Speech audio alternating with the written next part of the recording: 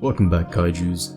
It's your boy Kaiju Kwong, aka 2K. For those new to this channel, this is the community for those who go beyond the program, those who go the extra mile and think outside the box, aka the outliers of society. If those descriptions resonate with you, then consider subscribing to the channel and join the rest of us on this journey to become the biggest and most badass version of ourselves. Alright, let's face it. Finding the motivation to act on your dreams is like chasing your own shadow at times. Most of you guys who watch my video are, like myself, lone wolves, or those who choose to keep their circle of friends small. As a lone wolf, you do your own thing at your own pace, but there is the risk of the entire world passing you by. The next thing you know, so much has changed in the life of those you knew, or those you call friends. I'm no different than you or the other guy. I have my times of weakness as well. As you know, I've been gone from YouTube for way too long.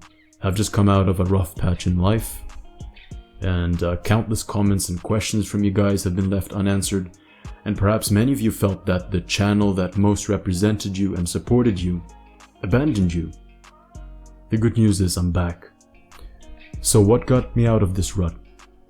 Well, to be perfectly honest, it was a close friend of mine. And that is the importance of selecting those you hang with carefully. Because when all forms of motivation may fail, because let's face it, keeping yourself accountable has its limits, perhaps just looking around at how your peers are doing may give you that spark to get you off your ass. Because even lone wolves and tigers, no matter how solitary in nature, need to keep an eye out for other wolves and tigers in order to stay competitive. And that is no different in the concrete jungle. Always choose to hang with people who have the spirit and ambition of eagles, for eagles soar the highest. Forget about hanging with people who are like pigeons. Pigeons like hanging out on the street, and if they can, prefer to hang in large groups, waiting around park benches for handouts. Eagle-spirited people are too proud for that. They don't wait around like pigeons, they make the first move, and they hunt. Flying with high performers helps to keep you accountable. They help you to see what is possible for you. They help you see that despite their own struggles, they still manage to perform. In many cases, it is hard not to be jealous of high achievers, especially if they are someone who started in the same place as you. It is hard, yes, but what this deep-seated jealousy is actually the sting of knowing that you could have done better. Looking at them is like looking into a mirror and seeing how you fall short. But think about it. Do we blame the mirror if we see boogers hanging out of our nose or meat caught in between our teeth? Of course not. The notion of doing so is laughable. We know where the issue is, and we ourselves fix it. The same can be said of the peers that expose our weaknesses. Instead of blaming them or disdaining them, a wiser and more mature person would instead be thankful for having friends like that. For aside from anything else they may give you, they give you insight. Besides, who's to say that they don't also look up to you in a certain way? Think about it. Perhaps there is something that you have, or something you are, or something that you represent that they too admire and respect. The question now is, compared to them, have you really fallen that far behind? Before you were equals, or perhaps you even had a better standing compared to them back then. Then either because you got lazy or you went through tough times that forced you to stay put and hold on, you started stagnating, or your growth was limited. Remember, we all go through rough patches in life. We all go through dark times. And in the darkness, it is actually wiser to walk slowly rather than run in order not to trip and fall. Likewise, when life gets hard and tough decisions have to be made, it is often best to tread carefully. Sacrifice some of your usual endeavors in order to focus on what really counts at the moment.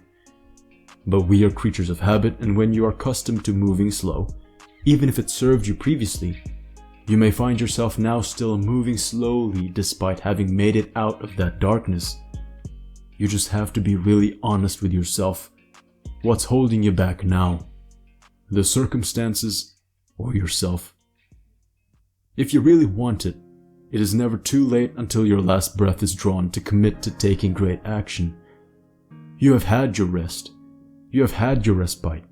You have recovered enough and are more than ready to take on whatever challenge you set your eyes on. Yes, accept that it will be hard to set things in motion again. But know that once you gain momentum, it will be as easy as toppling one domino after another.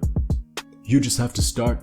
Take one step after another and the journey will figure itself out. Discuss your dreams with others and they may laugh. They may tell you that it isn't possible, or that you should slow down, as quote-unquote average people can't take on such a burden or spin so many plates. But fuck average. Look in the mirror. Is the soul of the man or woman whose eyes you are staring into look average to you? We all have different capacities as people, yes. The capacity of average people can be compared to a glass, and you have the capacity of a jug. If you listen to others and do what average people are doing, you're only filling yourself up halfway at most. You can honestly be happy with that, when you've got so much more to go.